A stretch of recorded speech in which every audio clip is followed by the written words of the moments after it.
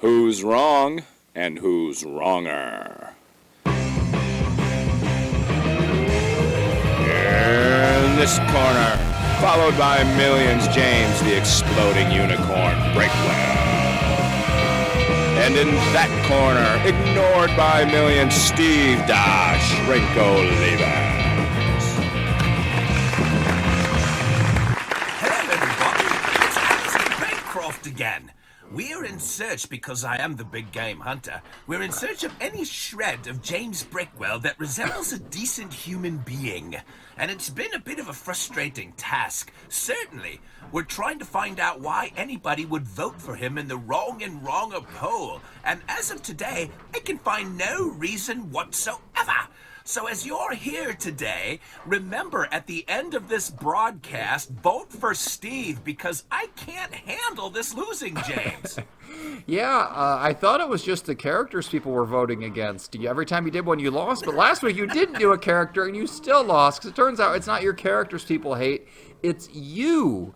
Although, from somebody who pays far more attention than either of us, I did hear an interesting factoid.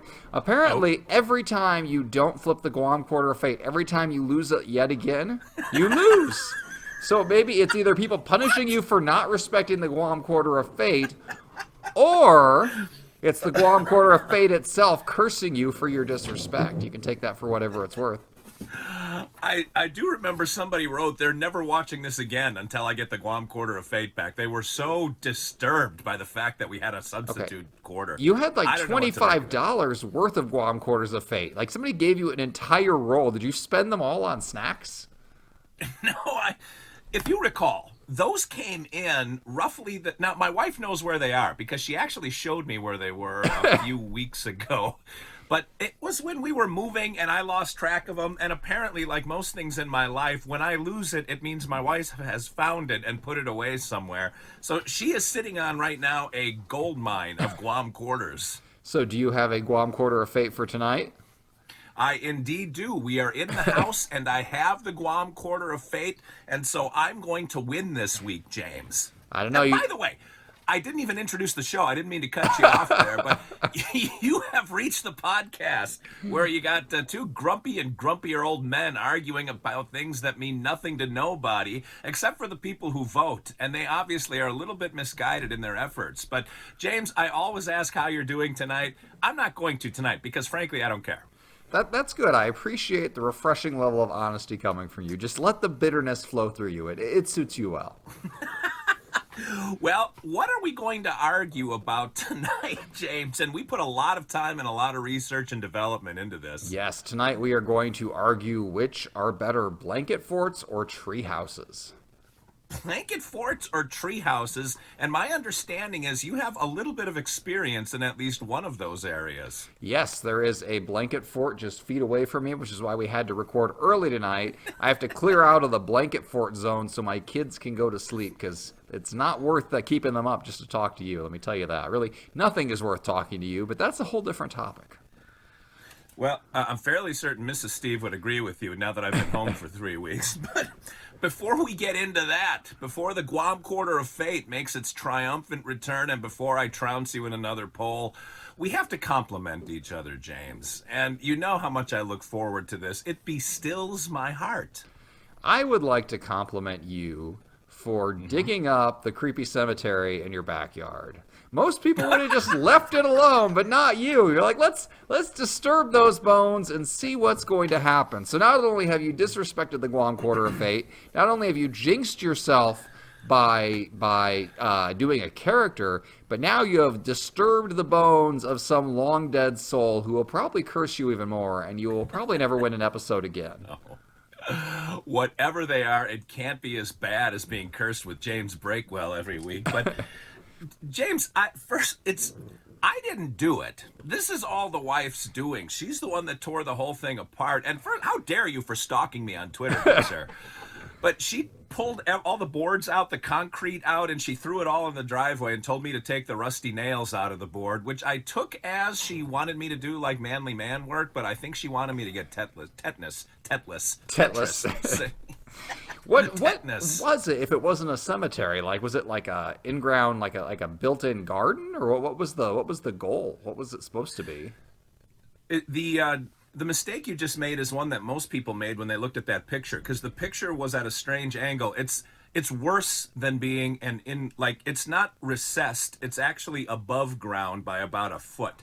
And there's a layer of gravel, of which a layer of soil and then a layer of weeds is over the top of. So we've got to move about I don't know, 12 foot by 20 foot section of foot and a half. Now you can do the volume calculation on that one if you remember your geometry class, but it's a lot of earth we're going to have to move to extricate ourselves from that stupid thing.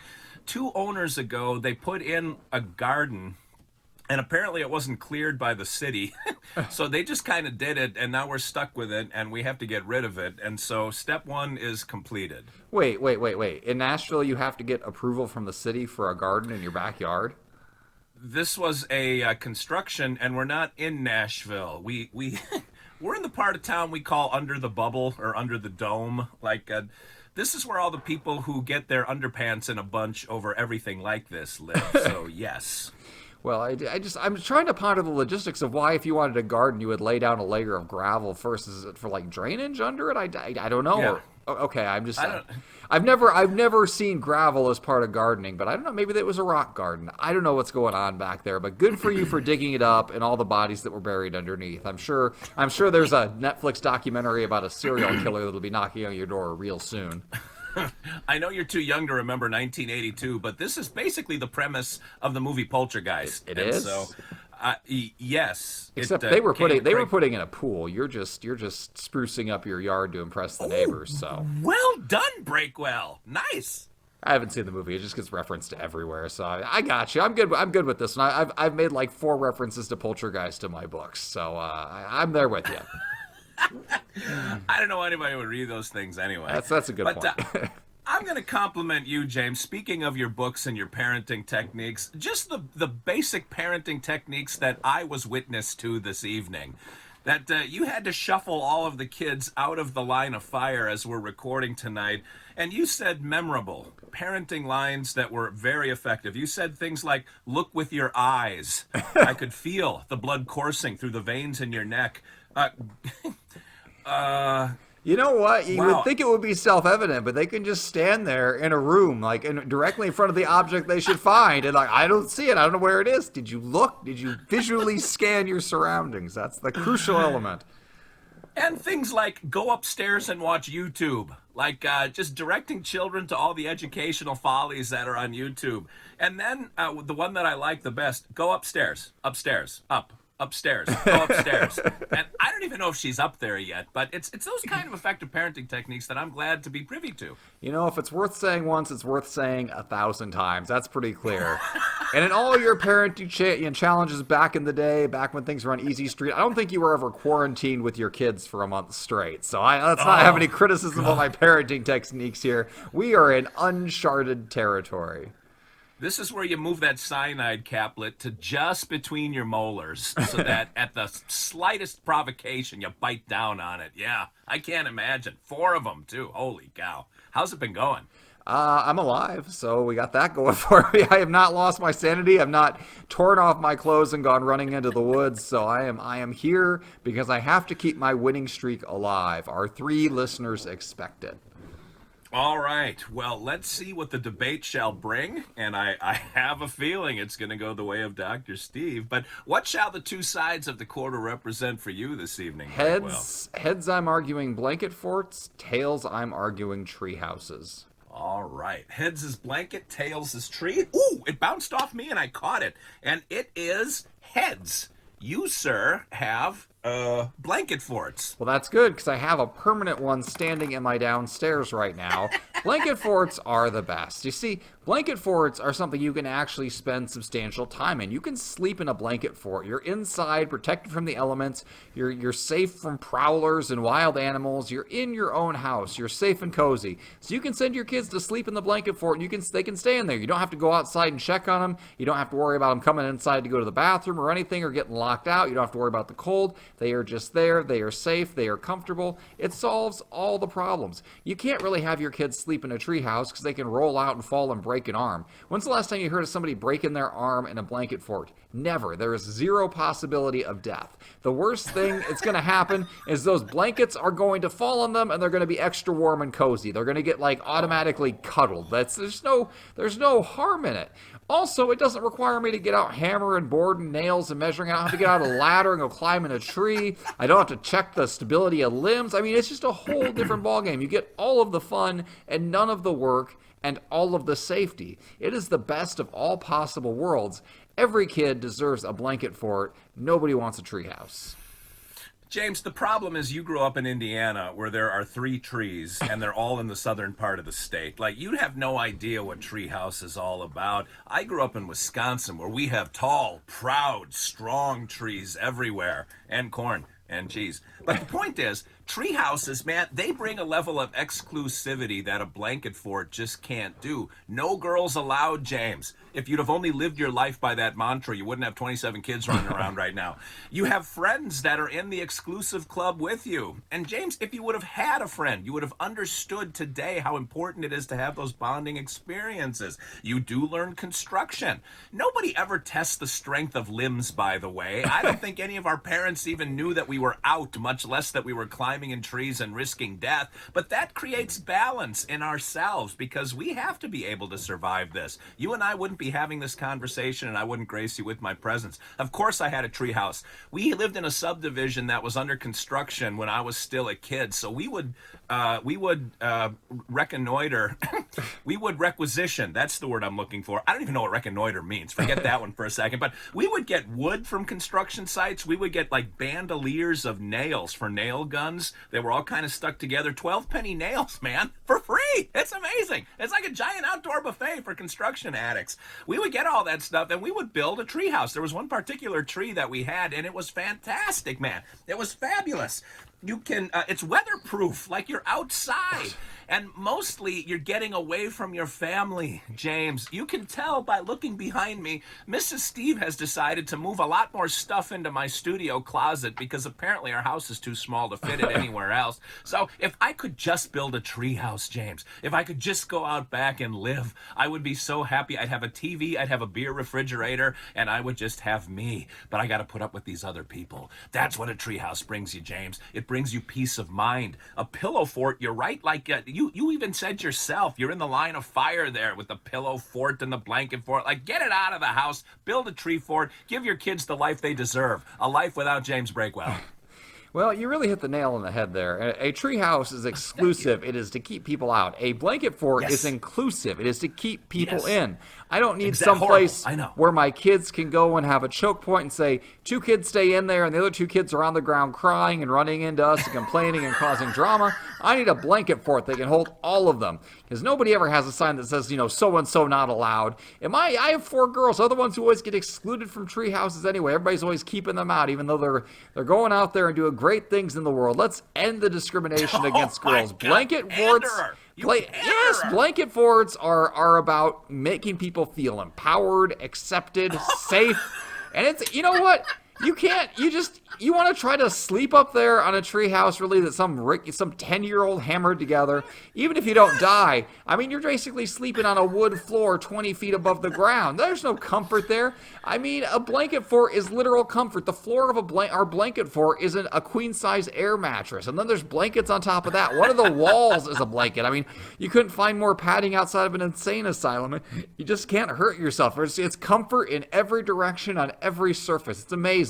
And Steve, be honest, how many of your friends growing up broke a limb falling from a tree? I sort of have 2 answers to this question. Now, the direct answer to your exact question is 0. However, Mrs. Steve, when she was 12, fell out of a tree and has a permanent disability in one leg because she fell out of a tree. So I don't really know how to answer that question other than to say none. No, perfectly safe. So if you had to ask her, what would she like? A lifetime of limping around for the fun of like 20 minutes in a tree? I don't think it's worth it. I think if she could go back in time, she would tell herself, hey, Let's just chill in a blanket fort tonight, and life will be good. Just that day. Yeah. Just that day. Every day. Every day should be a blanket fort day. Our blanket fort has been standing for 2 straight weeks because it is a joy to have in the house. A joy, Steve. God. Something you wouldn't even understand. I have a place. Are you biting the inside of your cheek No, when you say that to it's keep the straight face? perfect because I can just, okay, I don't want to see my children anymore. Go cover yourself in your fort, and it kind of muffles the sound because, again, it's got all the soft surfaces, and I just don't have to worry about them anymore. It's amazing. I should write an entire parenting book about the joy of blanket forts. It would solve all of so many people's problems. We'll look forward to that one, too.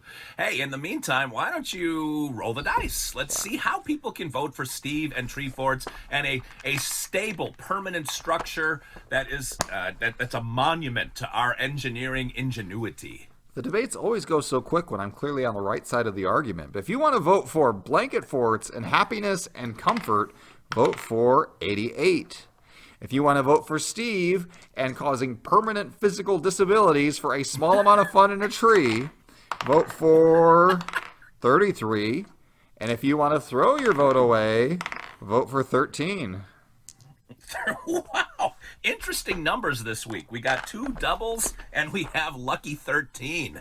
And I think I know which way people are going to go because they're going to go with the Holy Trinity times 2. Steve, 33. James has those hard to write 88s, the figure 8s, the infinity. Like, it's just too much to even grasp. Vote for 33 this week, and you don't want to go with, like, the number of the beast, 13. So, we have come to the end of another scintillating episode of Wrong and Wronger, and I'll bet you're just as glad as we are that it's over. But until next week, this is Steve Oliva's Dr. Steve for James, that guy, Exploding Unicorn Breakwell, saying thanks for listening, thanks for watching, and remember, 2 wrongs can make a right.